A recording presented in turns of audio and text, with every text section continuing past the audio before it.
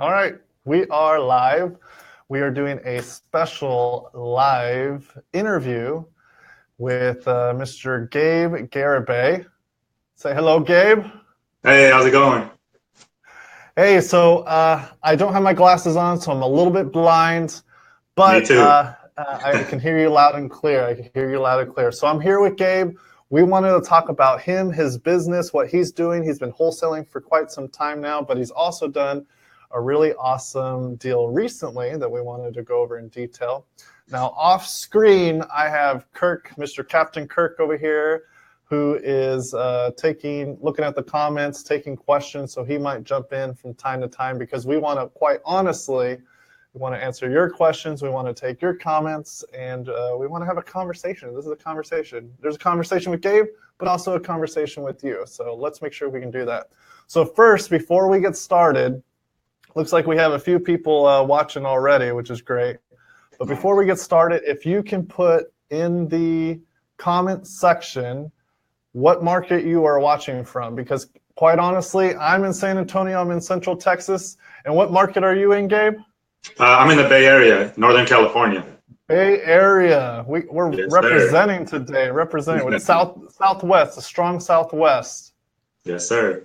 That's right. So we want to know what market you're in as well. We have people in Florida and Ohio. We got New Jersey. So just go ahead and put in the comment section what market you're in. Nick, I know your hometown. Go ahead and put them out there. We want people to know where you're from. Hey, look, we got New York in the house. Jinwoo, I appreciate it. Appreciate it. So if you have questions, you have comments, let's go ahead and get it. Let's go ahead and answer those for you. So every once in a while, I might interrupt. Kirk will jump in. This ominous voice in the background might jump in to, do some shout outs, that kind of thing. But let's get started. So Gabe, I am very excited to talk to you today. I know we've been communicating a little bit back and forth for a little bit of time now, but I'm excited to actually have a real full-fledged conversation and learn more about you and your real estate journey. Can you do just a quick introduction of who you are and your company and what you have been up to these last few years? Yeah, sure. So I'm 33 years old. I started a little late. That's the one thing I regret. I know a lot of people do. A lot of people regret starting so late. But anyway, I'm married. I I have hear four that boys. 33 is a year, man. I hear that's when it happens. Hey, it's looking good so far. So I think that's true. I have four boys. I've been married for about 5 years now. I worked corporate America my whole life. I got sick of it a few years ago. I couldn't take it anymore, that paycheck to paycheck lifestyle. So I decided to jump into real estate. I've been doing that, like you said, for about 3 years now. I love it. I get to work from home, spend time with my family, my wife, the kids. So I'm loving it. I love what I do. That's awesome. Your poor wife is outnumbered. I know. Maybe one day we'll have that girl.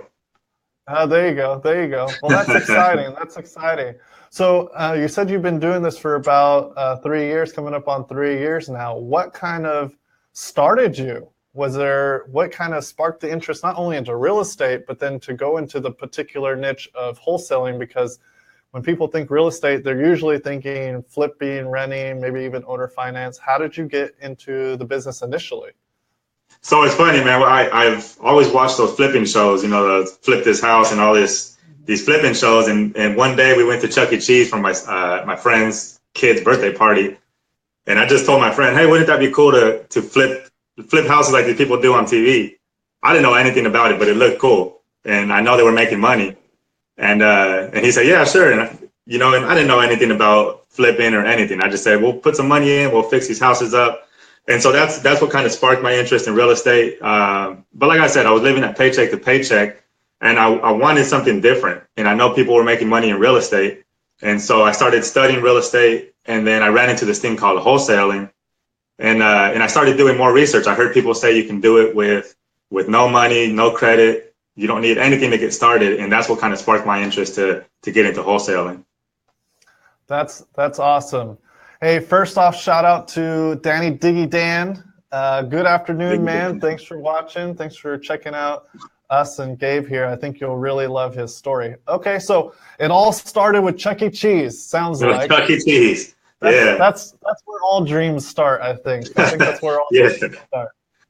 So that's awesome. So then, so what really allured you initially was the fact that wholesaling was an arena in which you could get started with no credit, no money in the bank, and not the most knowledge in the world either. Was that kind of what interests you? Exactly. So a great starting point. Yeah, definitely. So you started in the wholesaling realm. What did you do initially? What were some of those first steps? How did you kind of get started being in a market, quite honestly, that's really on the expensive end when you compare it to many other markets? Yeah, I was working at Toyota. I was working 12-hour days. So I barely had time for even to see my family. I would leave in the morning when it was still dark. I would come home when it's dark. So I didn't have any time. I was listening to podcasts on my way to work and on my way back is how I first started getting my knowledge, is podcasts. And I started sending out letters while I was at work. But the problem was I didn't have time to answer the calls. People were calling me from these letters that I was sending out, but I didn't have time to answer them. So I was just losing these leads. So that's I've the done first. that. I've Yeah, done that. it was rough. It was rough. And so, yeah, that's how I started my direct mail campaigns. But again, I made a lot of mistakes doing that as well. So I was just throwing money away, because I didn't know what I was doing. I wasn't being consistent on my marketing. And so I was throwing away a lot of money. But that's what I did. I was driving for dollars, and then I was sending out letters while I was at work. So that was your main strategy, was just doing the driving for dollars when you had the free time. And then were you writing the letters yourself, like handwriting the envelopes, or? Yeah, see, that's another. When I first started, I was writing out hundreds of letters. I was at my desk for hours just writing out letters, not knowing any better, just handwriting all these letters, handwriting all the envelopes and sending them out. And were you doing that at home or at work? Well, I would do that at home. When I got home at night, I would do that when I got home. So I would be up until midnight, 1 o'clock in the morning, writing letters. And then I would send them out on my way to work and start getting those phone calls. And of course, I couldn't take those calls. So, Dang, you were committed. You're staying up to the early morning hours, and even though yeah. you were working full time, 12-hour days or long days. On top of that, you were doing your side hustle, and you made it a reality. That's awesome. Yeah, it was either I told my wife we're gonna do or die. This is what we're gonna do, and I'm gonna make it work because I'm tired of what we were doing. So. Hell yeah, man, that's awesome. So can you kind of tell us a little bit about your first deal, or when you started connecting on a few deals? Like how did that come to be? Yeah, so what happened was I was doing those letters for about 9 months. So just throwing away money, testing out different marketing for about 9 months. And Learning a then lot. learning a lot, man, a lot of mistakes, but yeah, I learned a lot those 9 months. I didn't land a single deal. And what happened was I started posting some ads on Craigslist. I heard people talking about post ads on Craigslist for sellers. And a guy calls me, he was a buyer, but I was so scared I didn't call him back for about 6 weeks. And he still makes fun of me till this day for that. I was so nervous and I was intimidated, and I didn't call him back, but I decided to call him back. And what he did is he kind of took me under his wing.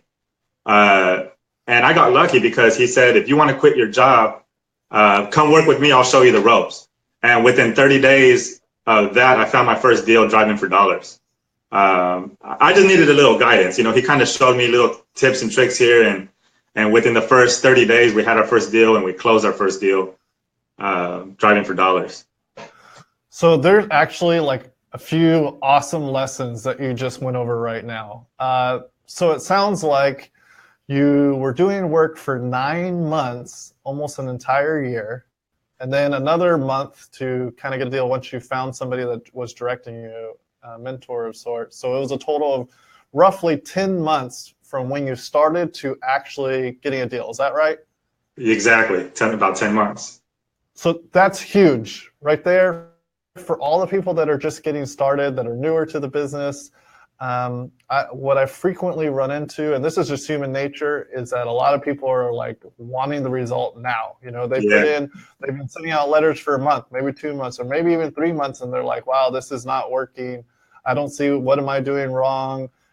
There's no way this is going to happen, this, that, and the other. But the reality is, if you just keep consistent and you have patience, Yeah. if you have patience and you keep consistent, eventually the deal will come around. But it sounds like you kind of you were able to take a shortcut in a sense, because then the other awesome lesson here was you connected with another individual that had experience, that had knowledge, that had a track record, that was able to guide you to tell you step to step what you needed to be doing so that you could generate that first success. Yeah, exactly. And just having someone keep you accountable. You know, when you're by yourself, you're working, you know, it's hard when no one's keeping you accountable. It's from, you know, you work a job, you have a boss, he tells you what to do, and then you're working for yourself. And then now you don't have nobody to kind of, you know, guide you or push you or keep you accountable. So that was big for me too. He kept me accountable. That's awesome. That's true. Accountability is a big component, especially when you're first starting. It's really easy. That's when you're developing habits of working in this realm and in this space and in this industry. It's very easy to develop bad habits if you're not constantly reflecting on it, or you have an outside influence to tell you, hey, make sure you're waking up early, make sure you're making enough phone calls, make sure you're sending the number of letters you said you were going to do. You said you were going to do driving for dollars this Saturday. Did you do it? That kind of thing. So that's huge. Exactly. So just really quick before we move on, how would you recommend for people just to, if they're getting started, to either find a mentor full out, completely an actual mentor, or kind of finding somebody that would be willing to guide them on those first initial steps? What would you recommend? You know, like me personally, I'm all about taking action. I like when I read something, I take action on it. I'm not a big thinker or what if this happens, what if this happens? I just do it. So, and don't get caught up in the things that don't really bring in the money or don't really matter in the beginning. Like setting up an LLC, I spent too much time doing that. Coming up with business cards, all the little things that are not generating leads. You want to be out there knocking on doors. You want to be constantly marketing and looking for leads. That's what I would say. I mean, you need to get educated on the basics of wholesaling, but then you want to immediately take action on what you're learning. So definitely lean on the shoulders of someone who's done it and someone who's been there. Learn from them, but also just take action immediately. Totally. I mean, you can go to those networking events. The people that go to those things are people that want to be in this business or have been in this business, and you can just reach out to those people. But now this is a new age. I mean, look, Gabe and I right now are doing an interview over social media. You can find people on social media. There's tons of groups out there where you can post questions with your real life problems and people can answer it. You can reach out to people like myself. You can reach out to Gabe. You can reach out to people that are active, and I guarantee you'll run into people that want to help you and give you some guidance and show you the next steps. So it looks like we have a comment or a question here. What do we got, Kirk? So Jin Wo from New York City asks, what did that mentor want from you for helping you to get your first deal? So what do they ask in return? So I was kind of a bird dog. In a sense, I was out there looking for these deals, and obviously because he was the buyer. So when I locked up these deals, he wanted me to come with him. He wanted me to come bring the deal to him. So he was going to be the buyer once I find these deals. In that first deal, I made $5,000. If this was on my own, I would have made a lot more. But I don't really care about that because 5,000 felt like 50,000 for my first deal. You know, so that's what he wanted from me. He wanted me to bring him the deals that I find out there. That was way more than me on my first deal. I made $1,000 on my first deal. So any money is positive on those first few deals. Yeah, exactly. When you're looking for people to guide you, you know, people that you're asking for information from them, don't be one of those people that's always asking and not giving something in return. You have to have the mentality of making this a win-win relationship. How can you bring value to the person that you're asking help from? And in this case, Gabe was giving value by bringing the deals, doing the work, putting in the energy that maybe this gentleman didn't have the time, the energy, or the desire based on his level to do it himself. So it was a win-win, mutual beneficial relationship. Exactly. That's huge. Always bring value to the other person. Definitely. So I kind of want to fast forward now so that was the first deal. You've done some amazing things. It's been a long journey. I imagine there's been lots of ups and downs and roller coasters, learning lessons and accomplishments along the way. Here you are coming up on 3 years, a trifecta, 3 years at 33. But I know that you recently closed a pretty awesome deal that sounds like there was quite a story with it. And can you just kind of run us through a little bit about the deal? Oh, before you go into it, looks like we have one more question here. Okay. So Daniel Diggy Dan Turner. Diggy Dan. Oh, and Juanita just says congratulations. Awesome. Hey, Juanita, Thank you, Juanita. Appreciate it. But Daniel Diggy Dan says, what are your main forms of marketing that you use today? So what did you say to that? My main channel is driving for dollars. I love driving for dollars. That's the first thing I tell people to do. The new people who want to get into the business. It's perfect because you don't have to have all the money for marketing. Just fill up your gas tank, drive around, look for these boarded up houses, distressed properties. That's my number one form of my leads is driving for dollars, and then referrals. I talk to every single person I come across. I let them know what I do. I've gotten deals from mailmen, from prior sellers, from friends. So I've gotten deals all over the place just by talking to people. And I like direct mail because it keeps the phone ringing. In between all this other stuff you're doing, send out direct mail. It just keeps the phone ringing, keeps leads coming in. So I would say my top three are direct mail, driving for dollars, and referrals are my top three. That's awesome. I did the same thing with my wife and I when we were looking for our personal investments to add to our portfolio. We would dedicate every single Saturday, like the whole Saturday. We would make a day of it. We would start around 9 in the morning, go get our coffees. We're set. At the time, either it was just us or we had the baby in the car seat, and we would just drive up and down. We would have an area. We would zigzag through all the streets, and we wrote down every single one. I was the driver, and she was the sniper, or writing down all the addresses. And then we did that every single Saturday, and we did that for months. And then there was a lot of beautiful things that came out of it. It was building consistent habits. You know, her and I, we had a lot of intimate conversations about dreams and wants and needs, and, you know, just building our relationship. Additionally, we're building a custom list. Driving for dollars, you can't buy that list. You can't buy the list of, we're looking at that house because it has missing shingles or peeling paint or has sheets in the windows or whatever. You're building a custom list that then you can mail to over and over again, or even skip trace. Yeah, to this day, that's my number one lead source is driving for dollars. And you don't have to do it all alone. You can create an affiliate kind of program. I have a website where it's a built-in affiliate program where I can just send a link to people, friends, family, just send them the link. Whenever they come across the property, they fill out the form. It comes to me. When I close on that property, I pay them a referral fee.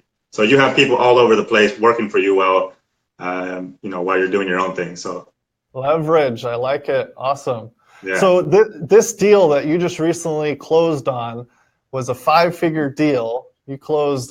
You made a pretty nice penny on it. And did that one kind of come of a driving for dollars style scenario? Yeah. Yes, kind of. So what happened was I was out visiting my brother-in-law out in Killeen over Christmas. So you were flying for dollars. That's what it was. Yeah. I like that. That's a new one. So we were out there. We were driving around. We were thinking of moving out there. So we drove around to different properties that maybe we can buy and move into. Come on over, man. Texas is awesome. Hey, telling you. Hey, I just might have to. So anyway, I was checking out this property and I look out the back window. And I noticed there's an 8-plex back there all boarded up. And I asked the property manager that was helping us with this property, and she said, "Oh, you don't want that property. That's garbage. No one's going to buy that." And so, I just ignored that. I already knew what I had in front of me. And so I looked up the owner with county records. And the nice thing about Texas or Bell County, it has the owner's information on Zillow or on the county website. If you go to Zillow, you scroll down, you hit county website, it's going to give you all the owner's information. And so I use that. I use my skip trace. Doesn't do that in San Francisco? They don't do that here. We have to actually call the county assessor, or Oh man. I have an app from the title company. Well, then you really need to move down here. Right? Hey, look, I'm going to do a quick pause. Looks like we have another question here. Okay.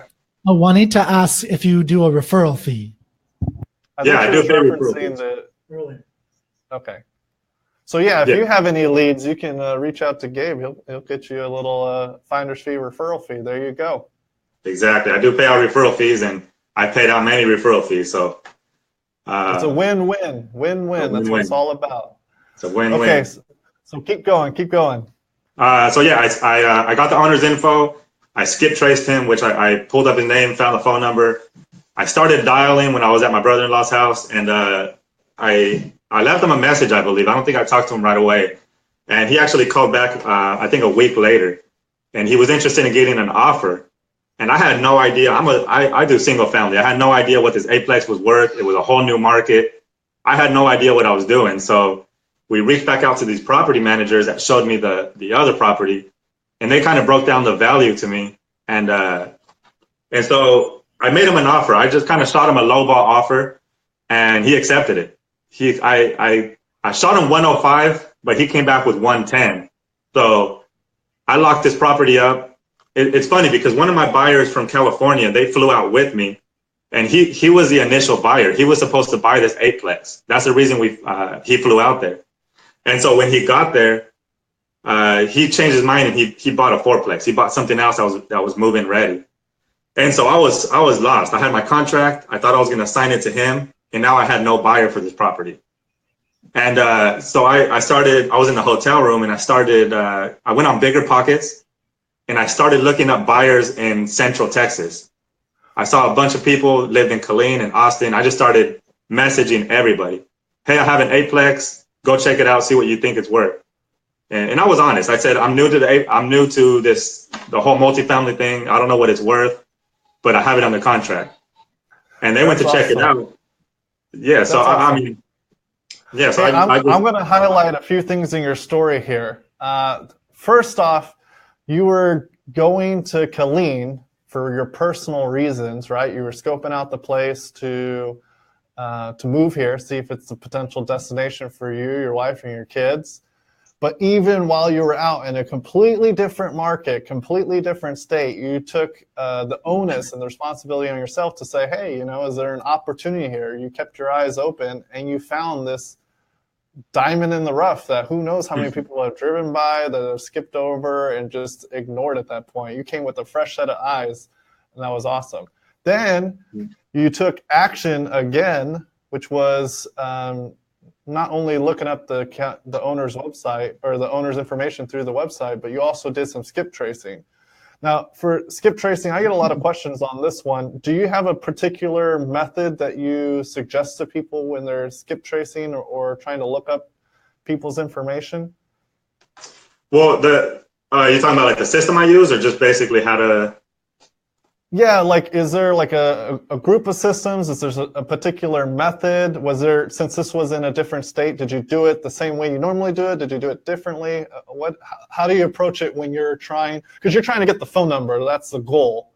That's like the golden piece of this equation, so you can have a conversation. So how do you recommend to others to find or go about finding phone numbers for properties that they might be driving by?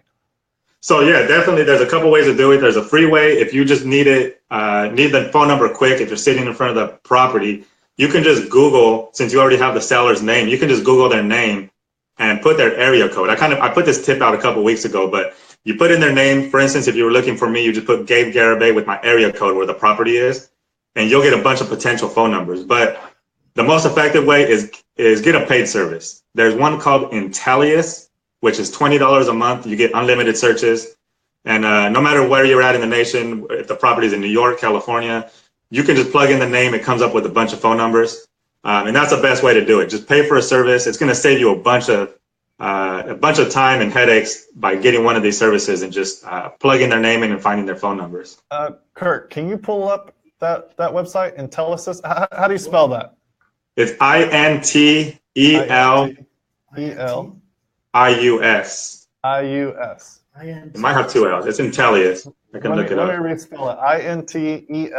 INTELIUS. Yes. .com? Yes. Okay, throw that on the screen. So there's tons of paid services, by the way. There's like Spokio, there's a bunch of them. White Pages, there's TLO, LexisNexis, all kinds of Microbilt. We personally use that one for a long time. So there's all kinds of different ones. You can even do a Google search for that.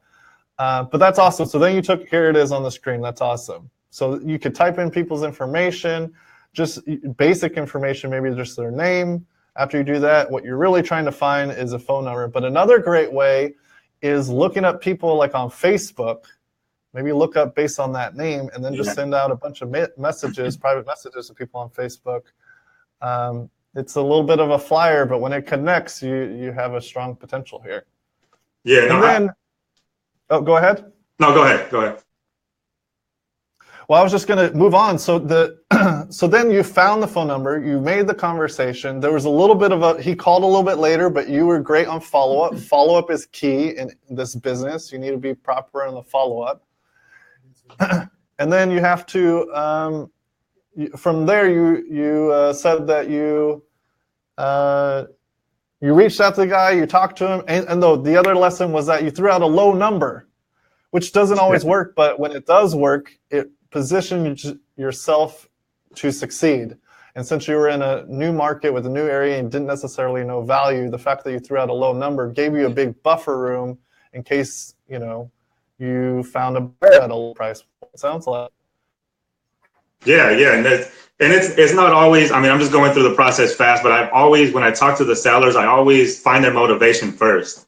Before I even throw out a number, I find out their motivation, why they, what the situation is, why do they want to sell? And this guy, he bought this thing sight unseen at a tax sale, and it was listed as a fourplex. So he thought he was buying a fourplex, and he shows up and it's an eightplex. And he only had the budget for a fourplex. He didn't have the money to fix up the other 4 units. Because this one needed a lot of work. Yeah, this thing was it needed everything, complete remodel. And so I made my offer. He accepted the offer after a little back and forth. And then, like I said, I jumped on Bigger Pockets. I found a few buyers. I was already back in California. I messaged them the night before I left the hotel. I came back home. On my way back, I got off the airplane. On my way back home, this guy calls me and he says he likes it. He'll take it. So I marketed it for $150. He took it at $140. And so I had a $30,000 spread there. It would have been a 30-day close, but since this guy bought it at a tax sale, there was some kind of right of redemption period, a 2-year period, which I've never heard of. This is another thing that I got stuck on. So the buyer, we couldn't close on this thing until the 2 years right of redemption was over, which was April 6th. Because the buyer wanted clear title.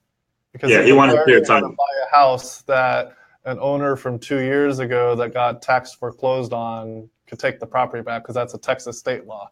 So you just waited throughout the timeline, so then the buyer was clear and didn't have to worry about that. Exactly. That's why the process took a little longer, about 2 months. But I've never heard of that, but we got through it. Talk about good timing for you. You only had an extra 30 days to wait. Hey, right? I didn't have the whole 2 years. I had 30 days. That's awesome. So, hey, man, that's huge. So you made, so on this deal, it was a $30,000 deal. And then you ended up making $28,000 because what happened with the $2,000 was that for the tax situation? No, so this thing was getting messy. So I guess the buyer that I was dealing with, he had a couple partners, and they somehow got a hold of the seller's phone number, and they called them to try to negotiate the price. I don't know. Yeah, so they went behind me. They talked to the seller and they said, is it possible for us to get an extension? Because I guess the lender that they had was charging them too much. And so they wanted a couple-week extension, and the seller wasn't having it. He called me. He was saying, what do you mean you want an extension? I knew nothing about it. So I called the buyer, and the buyer said, yeah, I'm sorry about that. One of my partners actually reached out to the seller, and the seller wanted no extension. He wanted to close on the 6th or 7th. And so I told the buyer, because the buyer said, I have to pay $4,000 in points in order to close on the day that you want to close.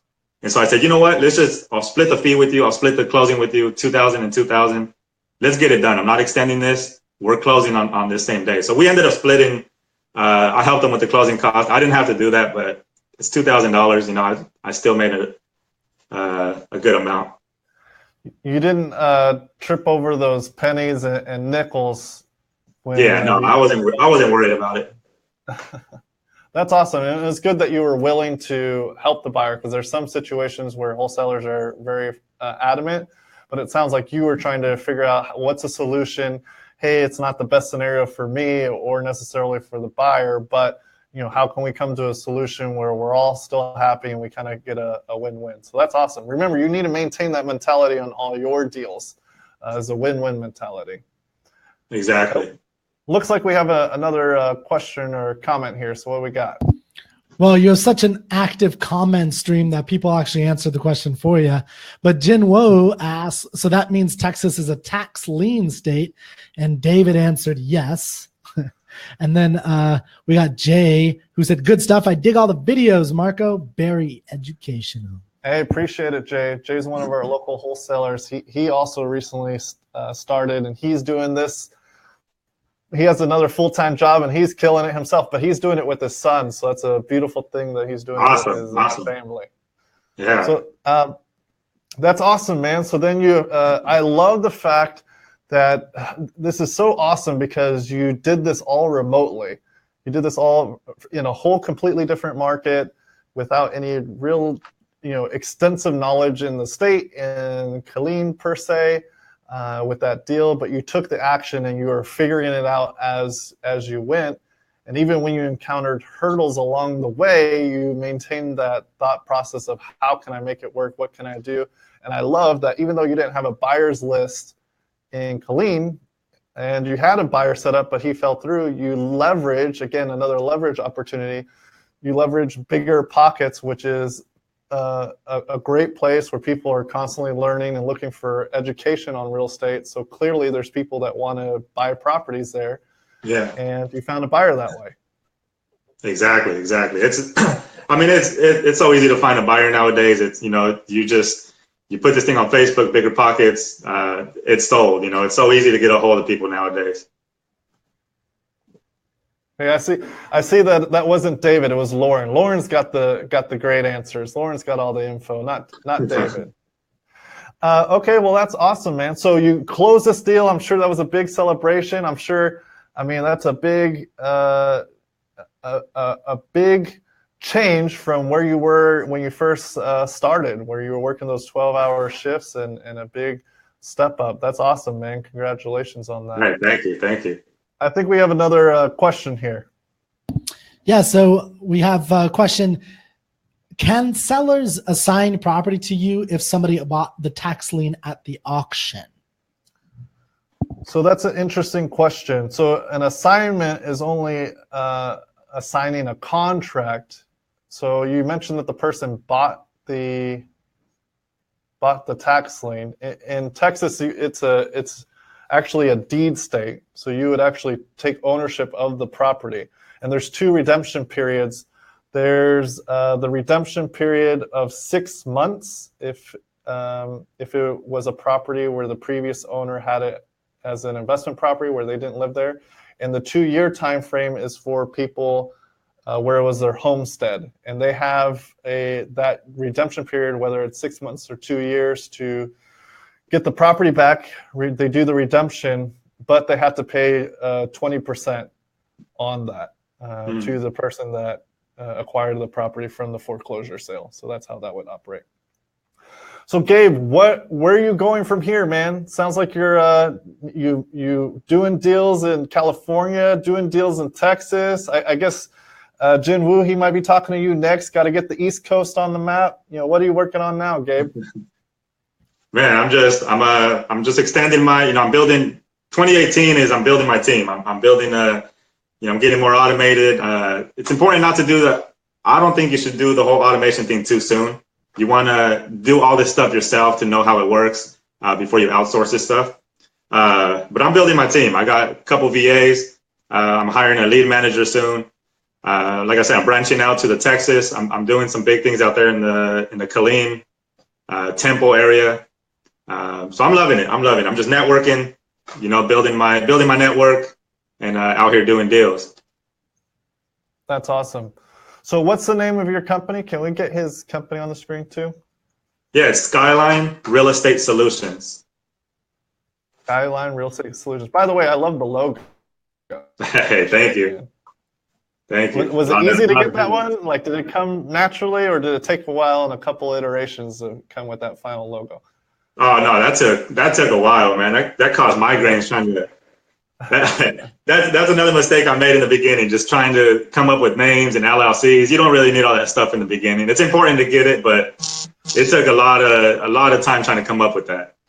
Yeah, put your time and energy in the things that will generate income for you. It's very easy to get lost in just the world of real estate and doing a lot of things, but you want to focus on things that generate income first.